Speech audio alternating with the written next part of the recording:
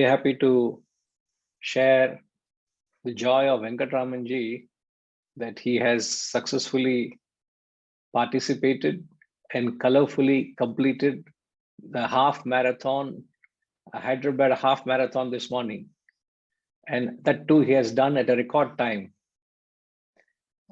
Over to you, Venkatramanji. No, this is Hari Om Guruji. This is my Hari Om, personal best. This is my personal best of 2 hours, 32 minutes. It is a very treacherous terrain. Some of you who know running in Hyderabad because of the steep inclines. The veterans were saying actually Hyderabad is toughest among all the metros. You do the same in Delhi, you can probably do it in 2 hours, 15 minutes, 2 hours, 10 minutes. The steep inclines. Yeah, successfully completed it. I'm so happy. Thank you. No, so happy to hear that. So I thought we should hear from you. How was your experience? It was this morning, is it? Yeah, this morning woke up at 3 o'clock and then had to assemble there at 4 o'clock at Necklace Road. Of course, there are many runners. So all of us, we hired a bus and then we went. And yeah, it starts at 6 actually. Yeah. But they asked us to assemble at 4:45 and all. Right. Yeah, there are a lot of traffic restrictions. They close all the traffic and give a clean passage for all the runners. Yeah. No, I can relate to that experience because I've myself done many half marathons. I've done mostly in Malaysia. I've done. It all begins very early in the morning. Very early, so I don't recall the timings I used to do, but I don't think I can beat you, sir. So anybody, if I can do it, anybody can do it. There you go. If Venkatramanji can do it, anybody can do it. So the door is an open challenge for all of you. Huh? No. Very good, sir. Very happy for that. Thank you. Thank you. Right. So the last we did was the 20th verse. Those deprived of wisdom approach other gods through various desires, resorting to corresponding rites led by their own nature.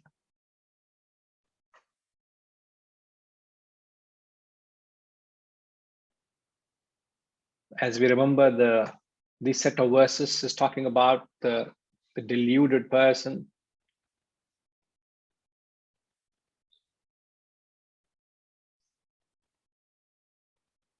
who are deprived of wisdom. As we learned, the gods take a precedence over the god. The limited goals they seek according to their immediate requirements. Every person is running behind their immediate needs, whatever they are seeking, their immediate returns. And they find an easy way to approach these gods to gratify their requirements and their needs. As we said, there are people who perform various rites, various rituals to seek progeny, to seek a companion, to seek material wealth, to seek a visa also. So there are various prayers which are formed, various rites that are created, led by their own nature. Now, what you got to note at a glance is verse 20 is talking about the creation of a thought. Verse 20 talks about the creation of a thought. Verse 21 talks about the maintenance of thought. And verse 22 talks of fulfillment of thought. Creation, maintenance, fulfillment. Now, as we philosophically understand, a thought in a mind arises because of a spiritual void or an emptiness that spiritual void or an emptiness or a lacuna is a sign of what the verse is calling here as deprived of wisdom. When you are endowed with wisdom, that wisdom ensures that there is an experience of fulfillment. So to the extent you are full or paripurna, there is no thought, there is no desire, there is no worldly action. That's the rationale. When there is a paripurna within, there is no thought to fill any void, because there is no void. But when there is an emptiness within, the thoughts come to fill the void. So therefore, verse 20, he says, is the creation of thought. You entertain thoughts of the world because you are deprived of wisdom. And we have studied in detail, what does it mean approaching the limited goals vis-a-vis approaching Brahman. All right, now let's move on. We'll take up verse 21.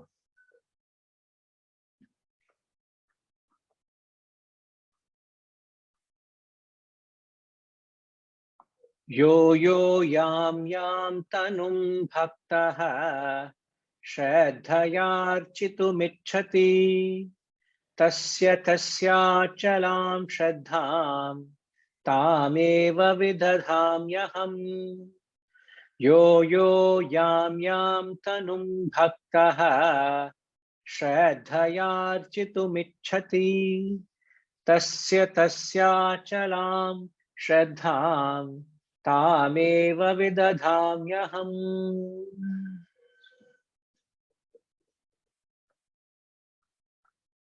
Whatsoever form a devotee seeks to worship with Shraddha, which is nothing but, in English is translated as faith, but it is far more than faith. I make that Shraddha of his unflinching, unswerving, achalam. Chalam is constant to swivel. Achala is to unswerve, unflinching. So, as I've said, verse 21 talks about the maintenance of a thought. Whatever form a devotee seeks to worship. Now, whatever form, yo, yo, yam, yam, yaha, yaha, yam, yam, who or which means whatsoever, whatever you seek. Thanks, Ma. Now the question is, what form does a devotee seek?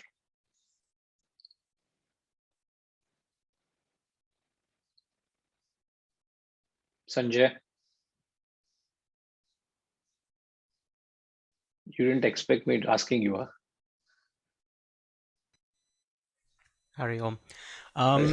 The devotee, so going on from the last verse, is it about the devotee seeking whichever form they think will satisfy their immediate need, whether it's material or not? Correct.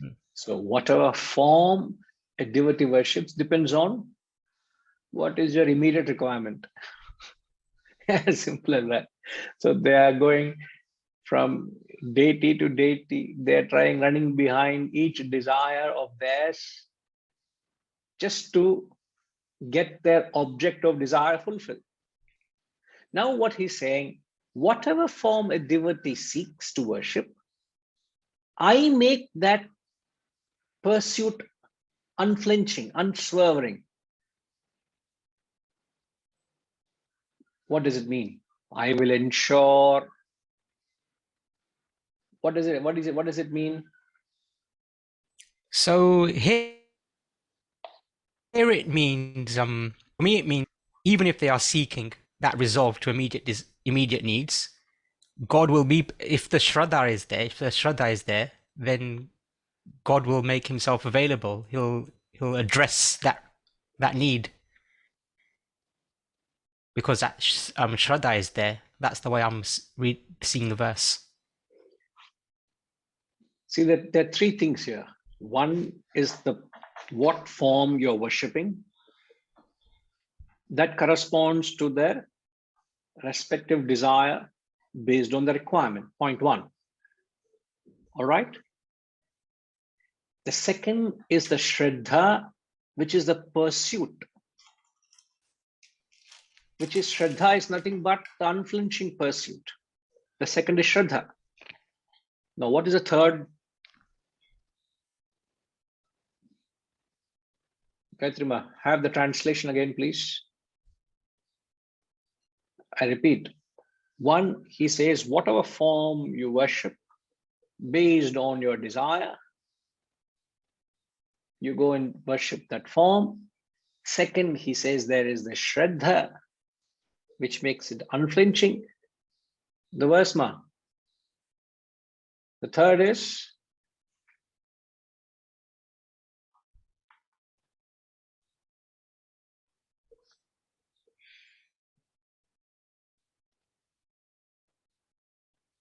Sanjay.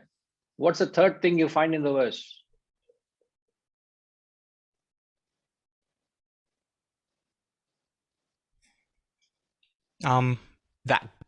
That God makes that faith unflinching. Or God, correct. no. So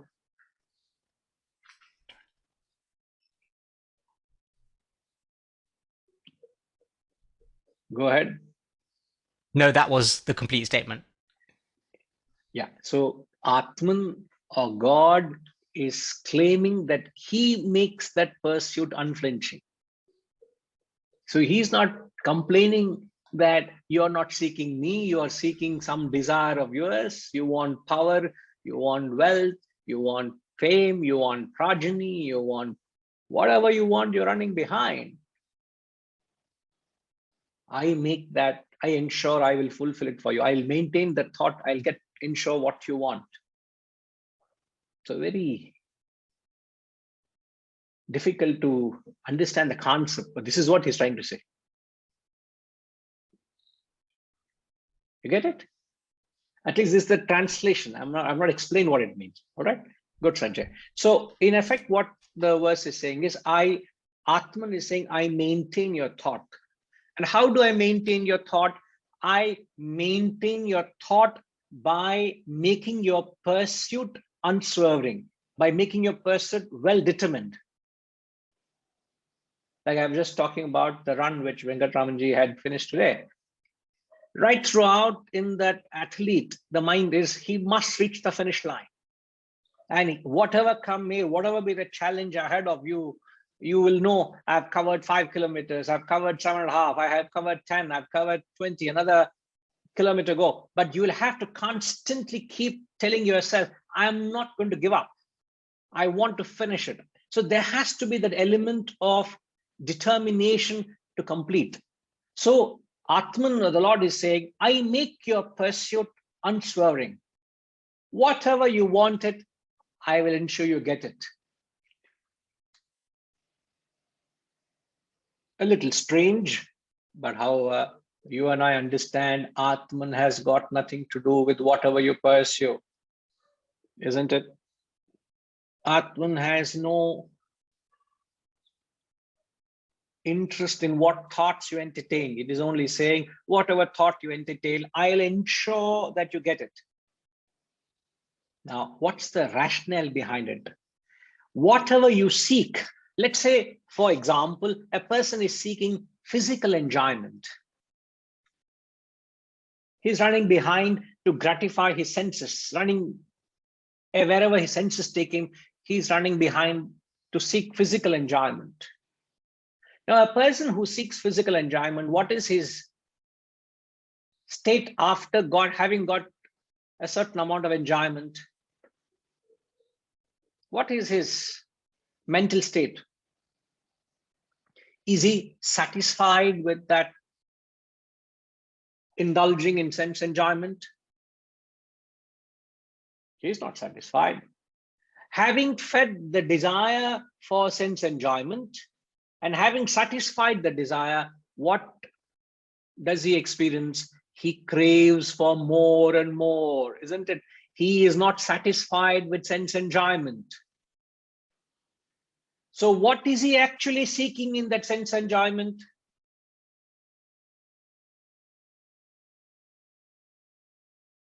Mark my words very carefully. The question I'm asking is, what is he seeking in that sense enjoyment?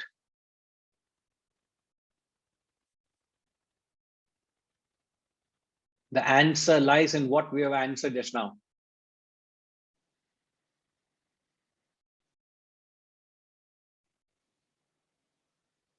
He is seeking physical enjoyment. My question is, what is he seeking in that sense enjoyment?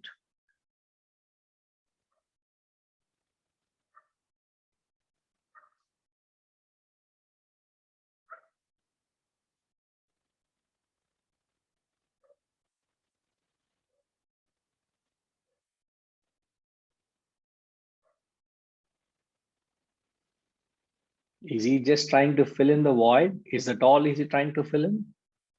He's got that. There was a void, there was a certain craving, he wanted it, he got it. Is it all that he's seeking?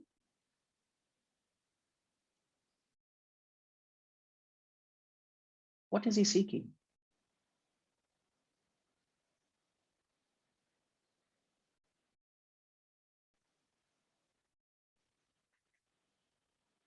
I'm getting interesting answers. I'm convinced by what Sanjay is saying. Unknowingly, unconsciously, what he is seeking is that infinite enjoyment, because whatever you give him, he is not satisfied with it, isn't it? What he experiences in his life, he experiences a sense of, does he experience a sense of fulfillment or incompleteness? Ramji, what does he experience? An incompleteness or fulfillment? He experiences more and more incompleteness. Means he wants more and more of the same thing. Yeah.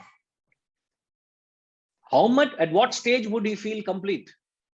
No stage. Would he ever feel complete? No stage he will feel. No stage. So he is seeking sense enjoyment, and he is never satiated with that pursuit of sense enjoyment. Therefore, what is he seeking?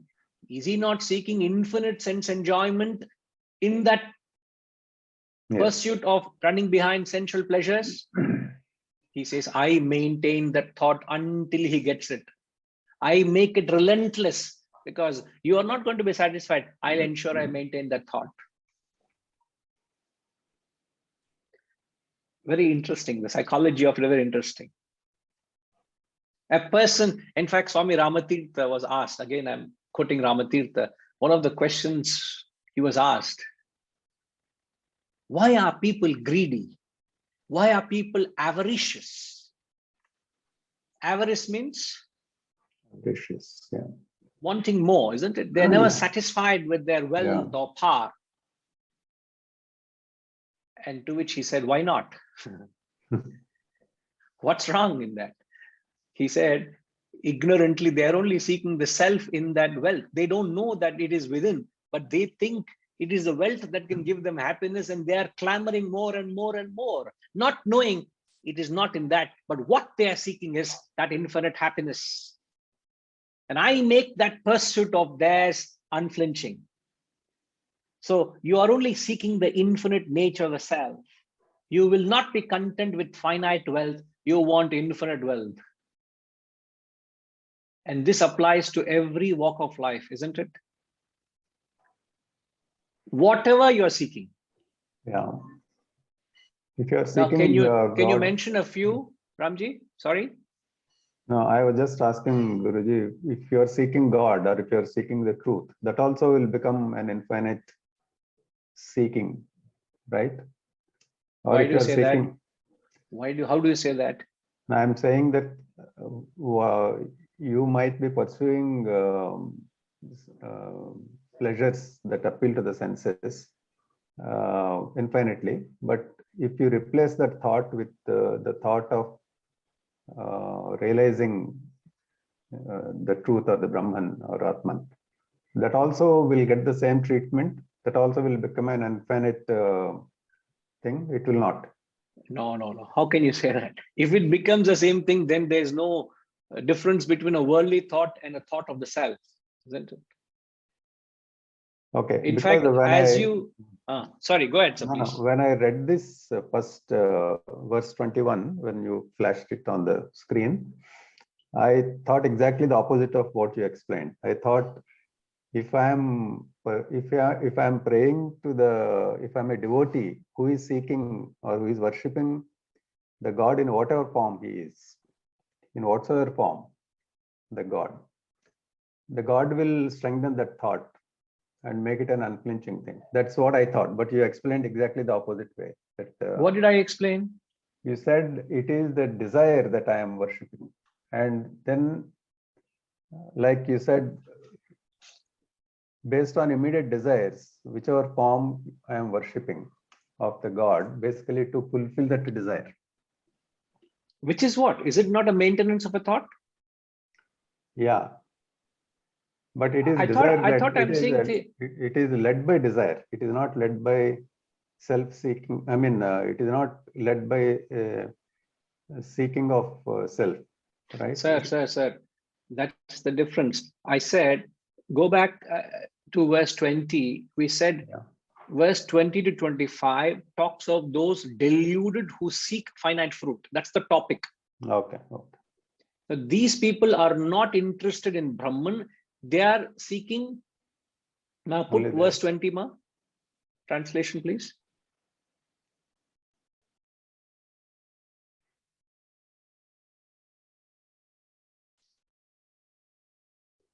Now, those deprived of wisdom approach other gods, right? Through various desires, led by corresponding rights, led by their own nature. Correct. Now, continuation, please.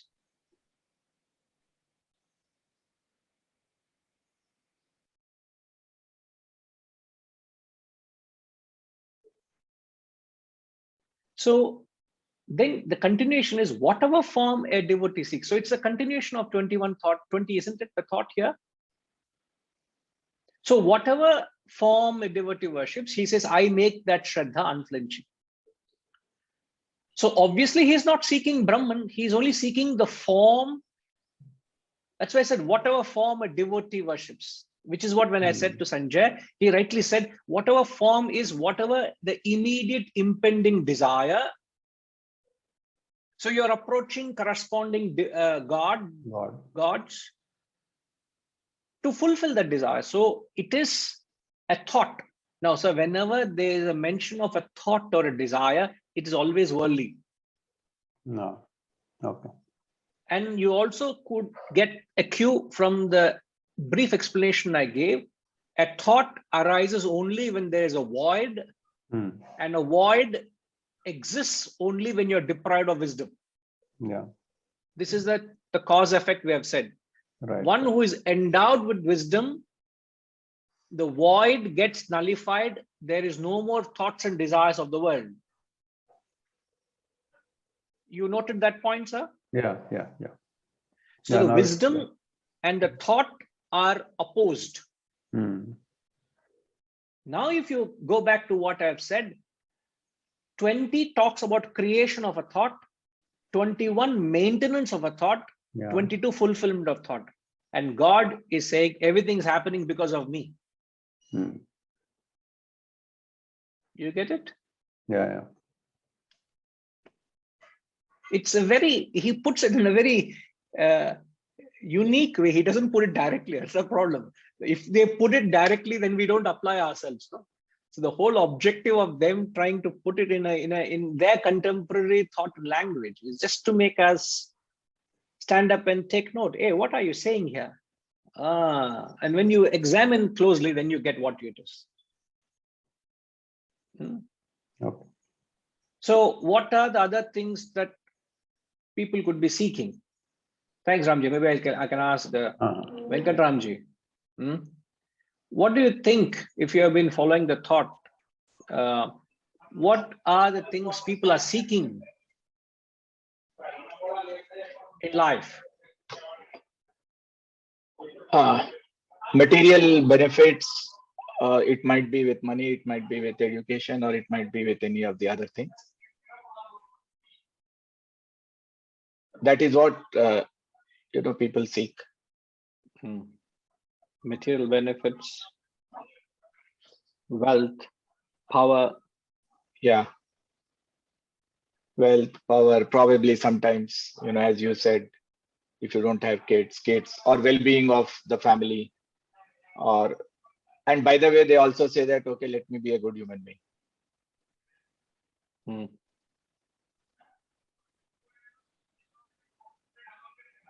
But the point is, there is no end to that pursuit. That is what Yes. we got to take from here. Yeah. Any amount of pursuit leaves you in discontentment. Exactly. But the moment you seek Brahman, to that extent you're contented. To that Yes. extent the desires disappear. To that extent you're paripurna, you're full within. Yeah. Yes.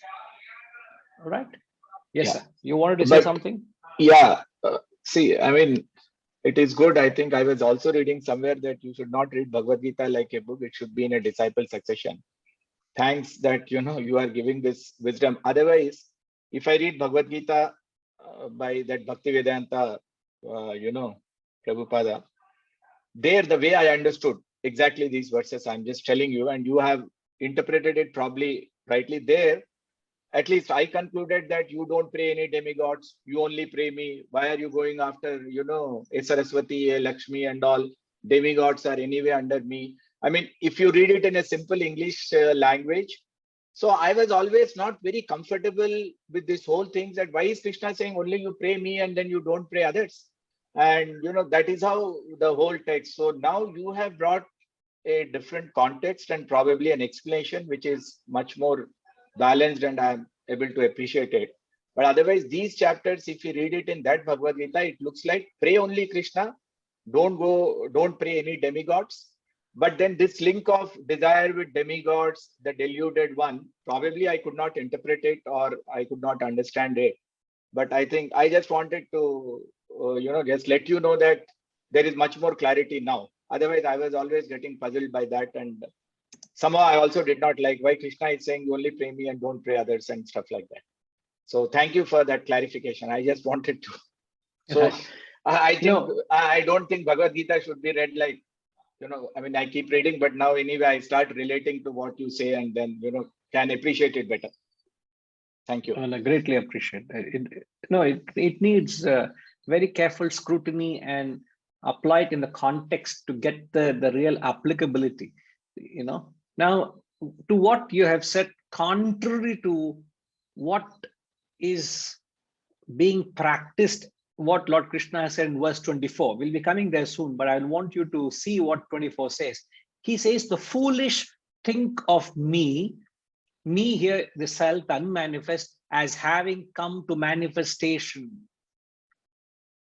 The fools think. Now here Lord Krishna is attacking those who worship Krishna himself.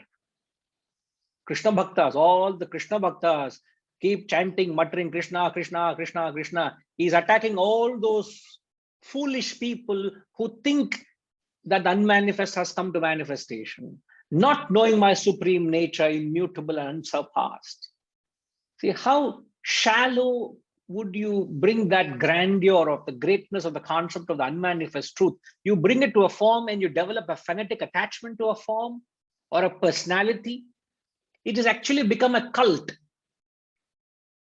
It has become a movement where you have developed a fanaticism to a form or a person or a name, disregarding the deeper connotation. These are the verses. It comes out very hard, but people conveniently camouflage all this and choose the convenient sections to market themselves. Now, none of us have got anything to do with them or against it. I have nothing to do with it, but my job is to bring out the truth which is contained in these verses, hidden and camouflaged in there, because it's put in their language. So you have to draw it out. All right, sir. But once you learn this, you only understand the limitations of others. You don't criticize others. You understand they're coming to a certain extent and they have a limitation, you respect it. But you don't criticize and look down on them. That is not the objective of, if at all there is any comparison, sir. Please, we should not be misunderstood, nor should we have any negativity in our hearts. It's just to understand there's a lot more to draw out of it. That's the only attempt. The attempt is that. All right, sir. So whatever form, whatever you pursue, he says, I make it unflinching, because that is your original nature. Your original nature is to get back to yourself, and you will not be content until you get to the self. Since you're not content until you get to the self, I make that pursuit of that uncompromising, unflinching. That's all he's saying here. So verse 20, creation of thought. Verse 21, maintenance. Now verse 22, it talks about fulfillment of a thought.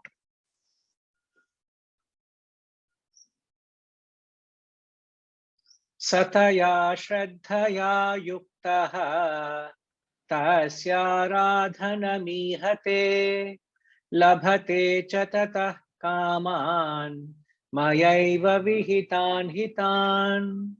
Sataya shraddhaya yuktaha tasya radhanamihate labhate cha tatah kaman mayaiva vihitan hitan. Endowed with that shraddha, faith, he engages in the worship of that form, and from it he fulfills his desire. He obtains labhate. Labhate kaman. Kaman is desire. Labhate means he obtains the fruit of his desires. Indeed, these being ordained by me alone. Vihitan hitan. Vihitan means ordained. Now, ordained means something which has been directed by me, commanded by me, overseen by me. I am the architect. It is me that is responsible for you to get whatever you want. I drive that pursuit of yours till you get what you want. Endowed with that shraddha. So even, yes, ma. So even you want to find material success, what you need is shraddha. Without shraddha, shraddha is translated as a capacity. In fact, shraddha is an intellectual capacity. It is an intellectual capacity to pursue something until you reach the very goal. Like every action has a goal, isn't it? Every action has an objective in mind. And to reach the goal or objective, the action must be consistent. The action must have this element which makes it consistent, that is the shraddha, so that it is the intellect that makes an action consistent. Even though it is translated as faith, but faith is a very loose definition. So there's no English translation equivalent of it, though it's translated as faith. Endowed with that shraddha, he seeks, he engages in the worship of that form, and from it he fulfills his desire. He gains what he wants. So I am that person, I am that which makes that pursuit to get that objective. Eka bhakti, consistency of purpose. So I fulfill that desire. But what you got to understand, the desire is nothing but, Gayatrima, what is desire? The desire itself is the self or the Atman or Brahman, which is pushing us to do that. Like, What is the desire here? Everywhere, anywhere is same.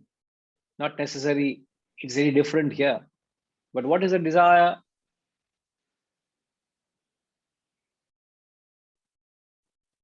In the context, is it not very clear?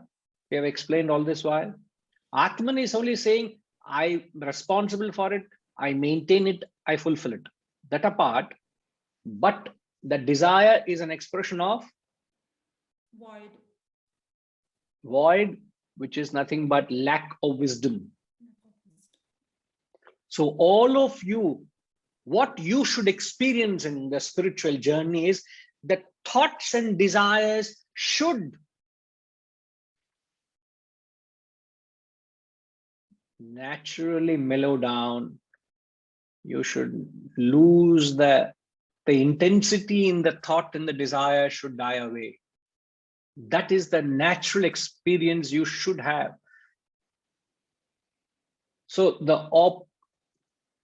Rajima, the desire being mellowed down, what is the opposite of that? Excessive of desire, excessiveness of the same desire. Instead of mellowing down, rajasic. Instead of being sattvic, it becomes rajasic. How does it manifest, that excessive of desire? In greed, aggrandization. Greed, aggrandization. How else?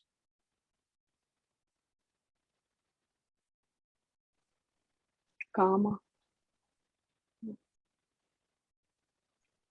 See, Ma, if we take desire as a neutral point, like a pendulum, one side of it is Thought. no, where the desire loses its momentum. What's the word I just used? It loses its Ramji, what was the word? It mellows down. You said. The desire mellows down. So if desire is the center, one side of the pendulum is it mellows down. The other side is it gets Intensified. These are two words I'm using. Desire, you have the desire. It either can get intensified or it gets mellowed down. I'm saying as you spiritually evolve, the desires in you gets mellowed down. The desire is there. The extremity of mellowing down is the desire itself gets desirelessness. The desire disappears. You don't have the desire for it anymore. Something which bothered you, it doesn't exist. It dies away. This is something I can vouchsafe. I can talk to experience. The desires you had, the interest you had automatically fades away. Almost becomes non-existential, and it doesn't exist for you anymore. The world is the same, but you are not the same person anymore, completely transformed inside out. You don't have the thing. So the opposite of that desire being mellowed down is the desire become vociferous. The desire is loud. The Sanskrit word for desire being vociferous is, the Sanskrit word for that is vega. V-E-G-A. Vega means the force in the desire. The uncontrollable force in the desire, to qualify it. Vega, ashama, kamaha is desire. When the desire is not in control, it becomes vega. Vega means the uncontrollable force in the desire. Catches speed. Speed, Vega it catches also speed. speed. Sorry, Ma? It also means catches speed. Absolutely. It catches speed when thereafter you can't catch it. Because it's too fast. It drives you before you realize you've fallen a prey to it. The temptation is too strong before you realize you've fallen a prey to it. It happens at a flash, in a ziffy, you find you've lost control of it, isn't it? Yes. It could be an emotion, it could be a temptation, it could be greed, it could be something out there, you slip. आप समझ रहे माँ? So the important, हाँ जी? Thank you. बहुत अच्छे से. Thank you. Right, very nice, very nice. So all we need to understand here, as I've said, is that personal experience you have, and you should experience it, of the world losing its charm for you. The world, you should lose the charm for the world. You will understand, it's not that you're dumb. You understand chalk and cheese. You understand everything that the world has to offer, but you're not, you've lost the charm for it. Because the inner desire, from its existing desire strength, because of the tapas and the effort, it loses its charm, the desire mellows down, it becomes irrelevant to you. The world becomes irrelevant. Dr. Pushpa Mathuri Garu. Hari Om Ma. Bagunara.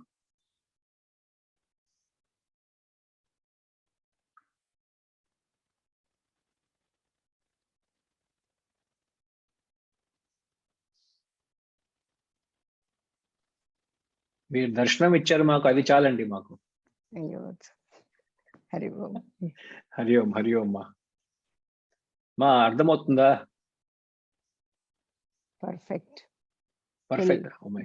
ఏమంటండి, nobody has used the word perfect so far, you know. Everything is explained like very clearly, because this yo-yo-yom, for that, you know, usually people will pray many gods. Lakshmi for money, and for education, Saraswati, and all that. So usually we think that God will give. Suppose if it is not given, we will go to another God. Oh, But that also is there, huh? But God says what I feel, all gods are in me only. I will see that you will get all the things, and as far as you are having bhakti and shraddha. That's Continue, ma. so main thing is shraddha only. So one has to have pakad lena aisa shraddha bole to you have to Get hold of it. Form. Yes. Certainly. Now, the only thing is we must consciously do is direct the Shraddha of the desires onto Brahman. This is what we got to strive to. We should not apply, as I've said, correct, Michaparma, we need to achieve anything in the world, we also need Shraddha. But why should you invest your Shraddha in attaining of the world when the same Shraddha can give you Brahman? The Shraddha which gives you the worldly success is the same Shraddha which will give you spiritual success, which is spiritual glory. What you need is just the direction, running behind the world for name and fame and power and money for yourself, for your family. Instead of that, if you direct that thought to Brahman, Nachirena, he says, ere long you get that. So only thing we have to do is direct that thought from the world to the self. Now, what is the difficulty in that? My question is, what is the difficulty in entertaining the thought of the self?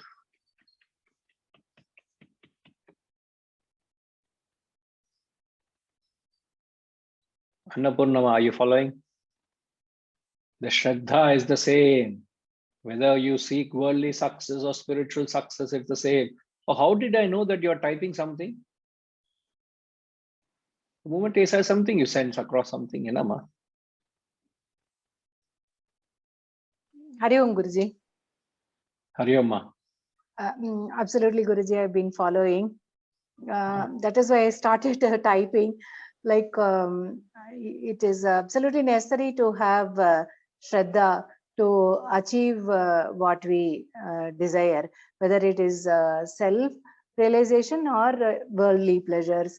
But it will be like with the same Shraddha, it will be like if we seek worldly pleasures, it will be like asking for a cycle to someone who can grant us BMW. You know, that's what I had typed. So you say BMW is self-realization, bicycle is worldly pleasure, huh? I mean, according to my tiny brain. No, very beautifully you have put it in a language which everybody can understand. Not that it is small, but so the challenge is where? Where is the challenge? For you and me, for all of us, where is the challenge?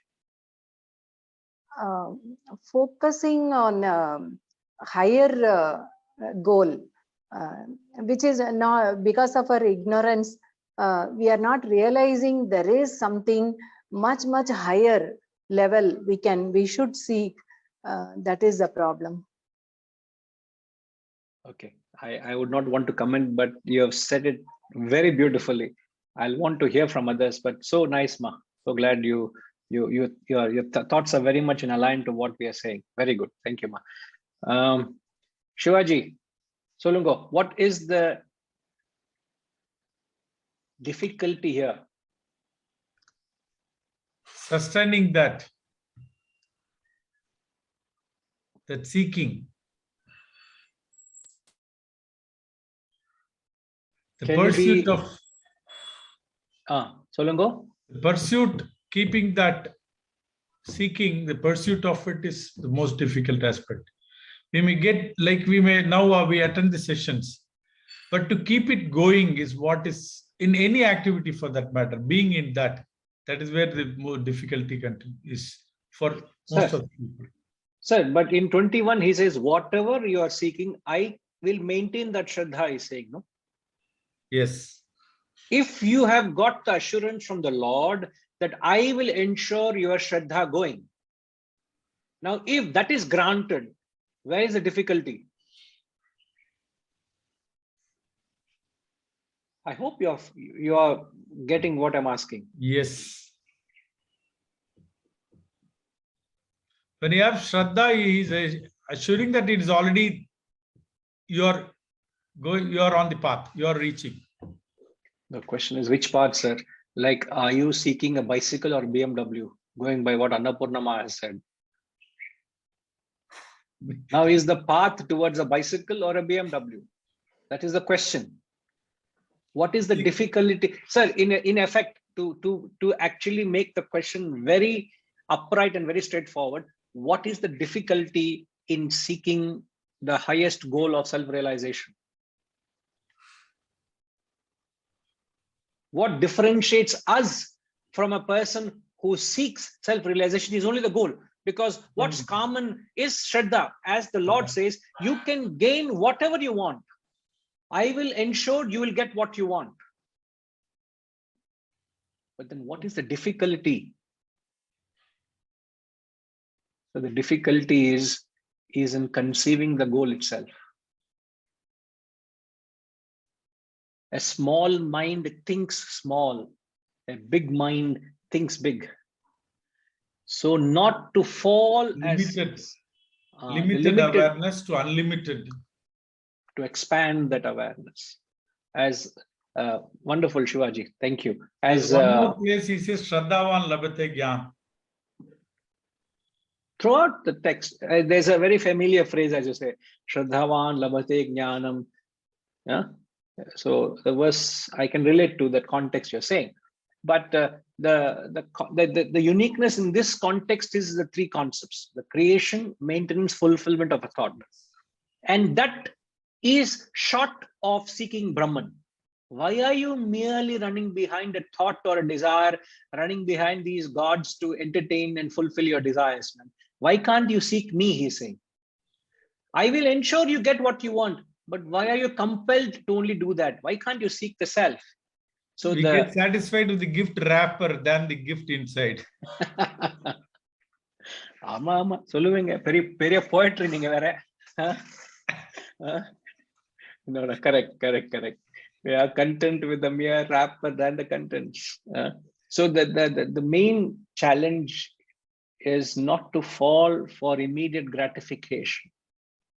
And all of us are falling short of that. We all fall a prey.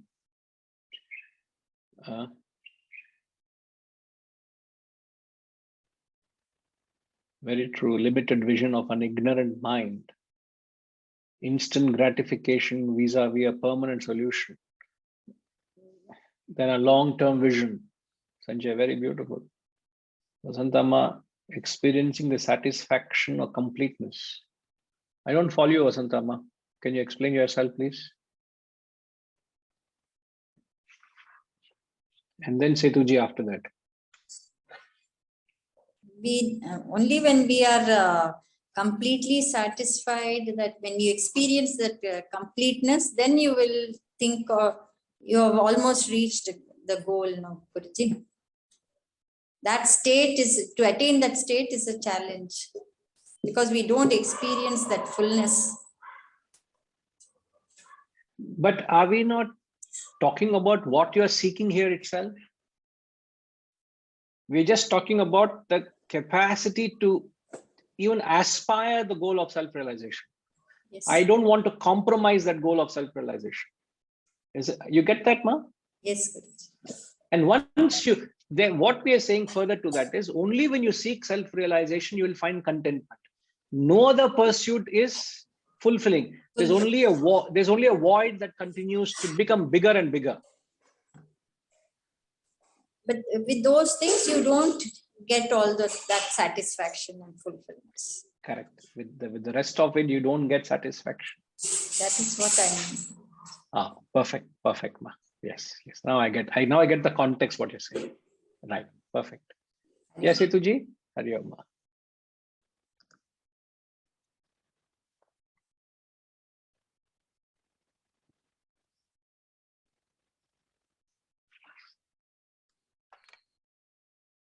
Hari Om, Guruji. Hari Om, sir. I think attachment, ignorance, and lack of contentment, all this come in the way of seeking a higher goal. Attachments, ignorance, and lack of contentment. See, we are not full, we are complete, and we have a lot of cravings, a lot of attachments. That is because of ignorance. And this is detrimental. See, now after hearing you, we know that is a much better goal and we should have it and all that. But to take Shraddha gives, one can achieve goal, that also we know. But our mind is not going that side because of our bondage and attachments and cravings and void, all this right, because of ignorance. Right, sir. So in fact, your thinking is right, but to give it a little more clarity, I would want you to read the translation of the next verse. We will mute you and again unmute you. Okay, sir. 23, please.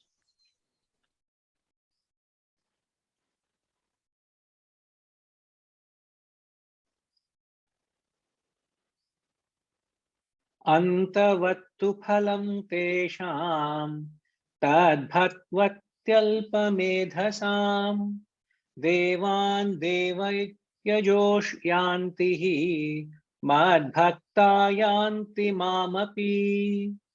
Antavattu phalam tesham tadbhavatyalpamedhasam devan devayajo yanti Madbhakta yanti mamapi. Setuji, please read the translation, sir.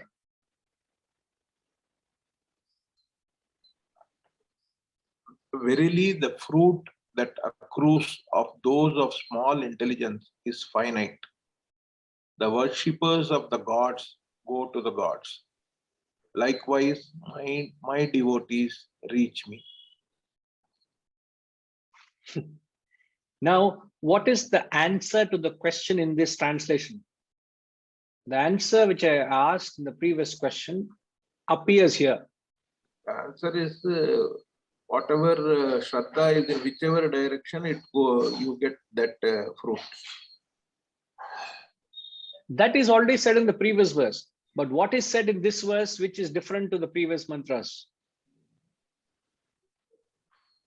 Those with lot of ignorance, they get finite. Ma, Gayatri Ma, enna avasram, put the translation, please.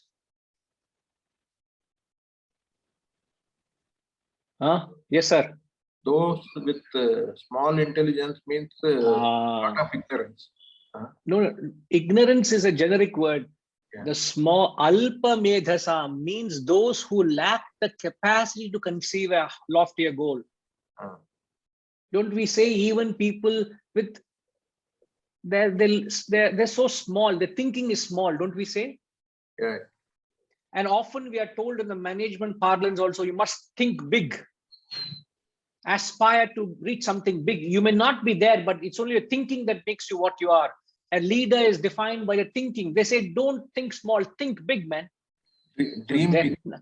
Dream big. That's the the management jargons, but the concept is the same, which we're saying. So if you are, it's because of your small intelligence, which is the alpa medhasam. Alpa means small. Medhasam is the intellect. Because of your small intelligence, you only gain the finite fruit. Those who worship the gods will get and go to the gods, but those who rise above this and seek me, they will come to me. Now the question is, how small is your thinking? How grand is your thinking? That's something you got to ask yourself. Am I able to rise my thought to the loftiest ideal, which is self-realization? And I must confess that goal of realization kept becoming more vivid as I have evolved in this journey. It was only a piece of information when I first came acquainted with this knowledge. I came to know what self-realization. I did not know on the existence of the term self-realization. And thereafter, it is getting familiarized, acquainted, understanding, relating, perceiving. Now it's a vivid reality. The goal of realization has taken a precedence over any other pursuit, every other interest beyond my existence itself. I am not interested in my survival. I'm not interested in my existence. All I want is to get there. Everything else will be taken care of. How? I do not know. It will be taken care of. That kind of a tunnel vision, a conviction, a tunnel vision. You got to have that clarity that this is the purpose of life. So even to fall into the bracket who can conceive self-realization itself is a very high level of maturity. Now I have realized that it is a possibility. It is very much a possibility, sir. I know you will make it a reality also. With divine grace, we all invoke divine grace. You need that. We need the blessings of all the gurus, of all this knowledge. But ultimately, it was also ultimately it is Shraddha what makes the difference. Ultimately, I would say, inshallah. Sir, we are reminded of the context of Ekalavya. Sanjay, you've heard who Ekalavya is? You've never heard Ekalavya? I am very cheeky. I knew you would not. You're the only person in this classroom who will not know. And to ensure that I explain myself, I asked you. I haven't even heard the word. Ekalavya. You have learned something today. I must say that. Okay, Shashikant ji wants to explain about Ekalavya to you. He has volunteered. Yes, Shashikanji. Not exactly Egalibia. I have just generated a thought. Namaskar, Guruji. Sorry. Namaskar. Namaskar. Sorry. Not.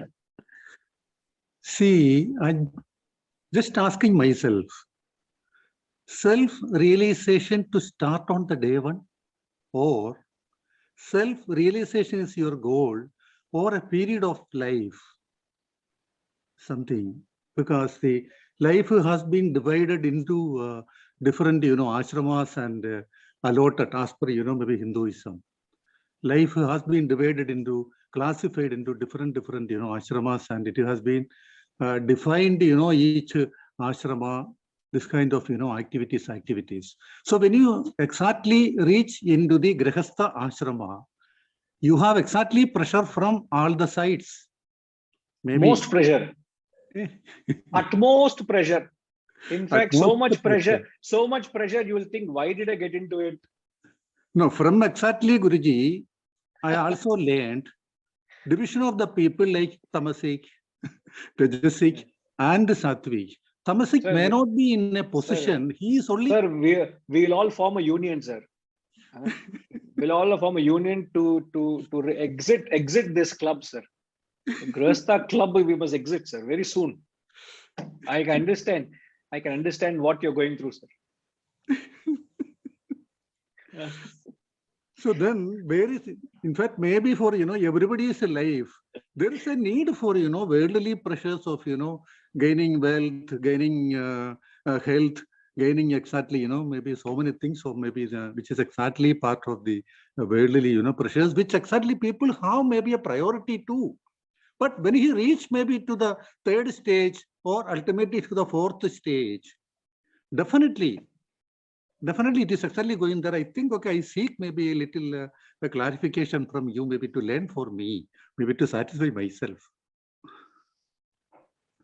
So I will briefly explain, and we can perhaps come back to this question in detail next week.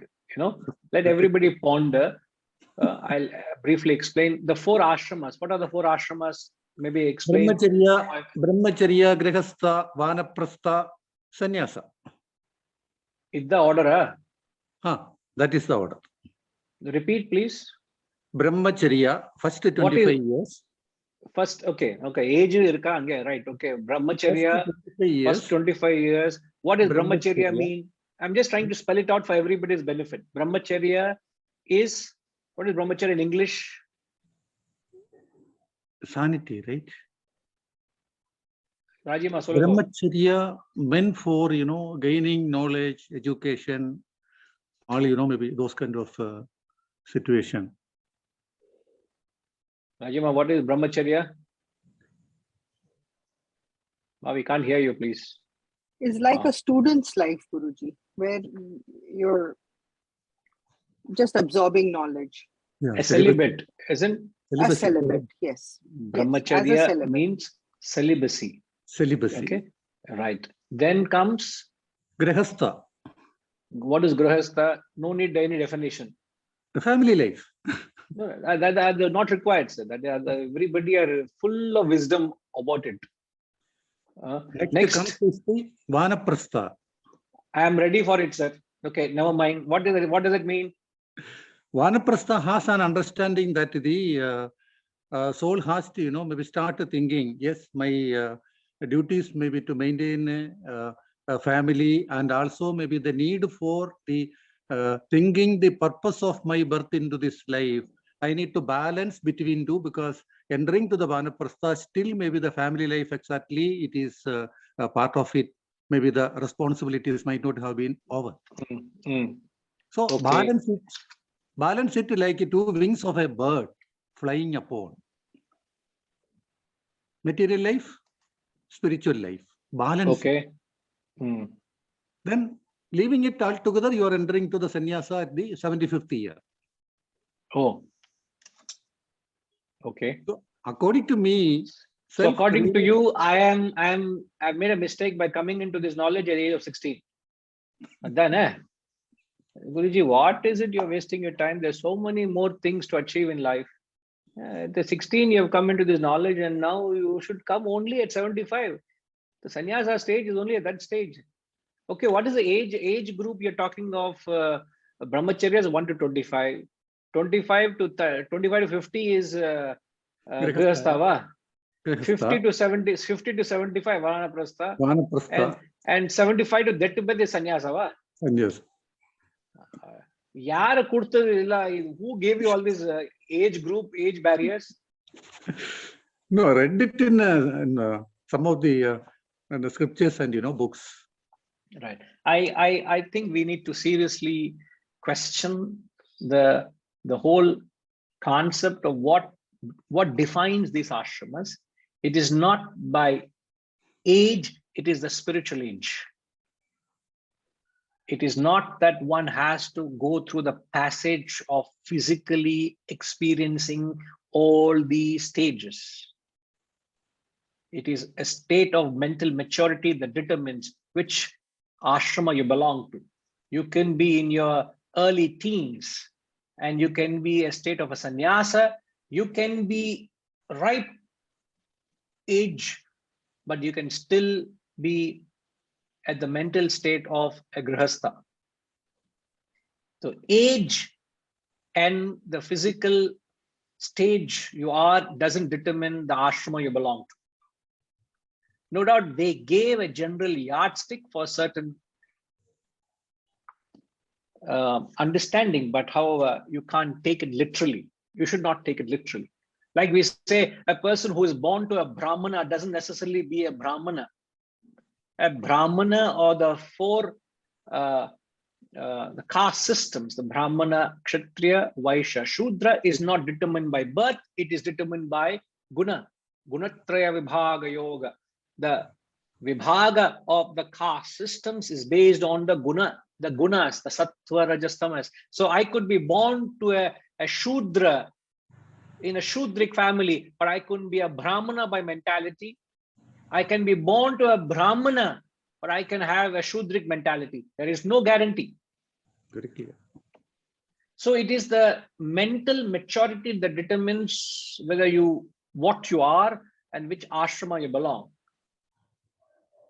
All right, sir. So it's not literally taken. If that to be so, then spirituality becomes a post-retirement exercise, which is not truly so.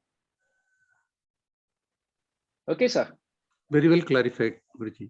Very well Thank clarified. you, sir. Namaskar. Thank you. Sanjay, briefly, the story of Ekalavya. Ekalavya, as you know, was a very great archer. He had gone up to Drona, the guru, who was the guru of Arjuna and Karna and others in the Mahabharata. He was the great guru.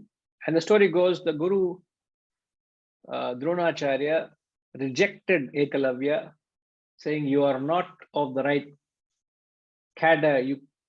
He dismissed him. He said he will not teach. He gave few reasons and said, I'm not going into the detail. He dismissed him. The story goes, Ekalavya was so mentally surrendered to the Guru Drona. He did not reject the Guru because the Guru rejected him. He went into the woods. He made a statue of that Guru and he learned that archery from that statue. And the story goes, as a true Shishya, he went back to the Guru Dronacharya to offer Adakshinam, which is a Guru Dakshina. He wanted to say, I've learned so much from you, I want to pay you back. And then when the Guru clarifies, I dismissed you, and what is this Dakshina you're talking about? And then he explains where he drew the inspiration from. And then the story goes, he asks the thumb. He tells him to cut his thumb and give as a Dakshina. It's like, I come to you, if you are my student of music, and if I've taught you music, and you as a Dakshina come to me and say, what do I offer? Cut your tongue and place on the tray, I'll say. You have devoted yourself to learn music under me, and I say, cut your tongue and place there. That means I have lost my ability to sing. If there's no tongue, you can't sing. It's as glaring, as contradictory as it sounds. And he said, you give the thumb, and he gave the thumb. In the process of giving thumb, he sacrificed the very archery itself. So this is the story. But the act of Drona is unparalleled. What Dronacharya did to Ekalavya was far greater than what he did to Arjuna. That perhaps some other day I'll explain to you. But the context of it is what we are telling here is that in the context where when I was talking to Sethuji, that you need to have the capacity to conceive. It's a small intelligence that thinks of other ideals, but a man of wisdom can conceive self-realization. But however said and done, what is required is the effort, the exemplary effort of a student, which is what I was highlighting through the example of the context of Ekalavya. What Ekalavya did, it symbolizes you can have a dumb guru with you. A dumb guru is who doesn't speak to you at all. A statue. It can be a book. A dead guru is a book. It doesn't speak to you, but you are of such caliber that you can draw loads of inspiration through just by reading a scripture or literature. But however, the attempt here is to give a lift to our thoughts, think big, just to be able to conceive that lofty goal of realization. Can you envision that goal? Make it your purpose and purpose of life. It takes a while for you to get attuned to it. And once you're hooked onto it, nothing else interests you. Thereafter, everything that you do is you do only for that one goal of realization. But first and foremost, conceive it, then get hooked onto it, then dedicate your actions to it. Then thereafter, apply the principle of Shraddha, Ananya Chinta. You get there. But I tell you, the way with the clarity with which these people put it, I sometimes wonder why are people not bringing out the way it should be seen. Once you see it, you wonder why others can't see it. And it also applies to oneself. When you saw it, or when you see the clarity with which you perceive something, you say, why couldn't I understand it earlier? I wish I was able to see it the way it is there to be seen. Right. So a lot is on us to raise a thought, shed your littleness and smallness of running behind your desires to respective gods and perform the corresponding rites. That is a path you should not take. But if you take the worshippers of the gods, go to the gods. But those who choose not to go there and seek the self, he says, they reach me. So you are at a we. Make the choice. Am I to go there? Am I to go here? We'll come back. Thank you. Om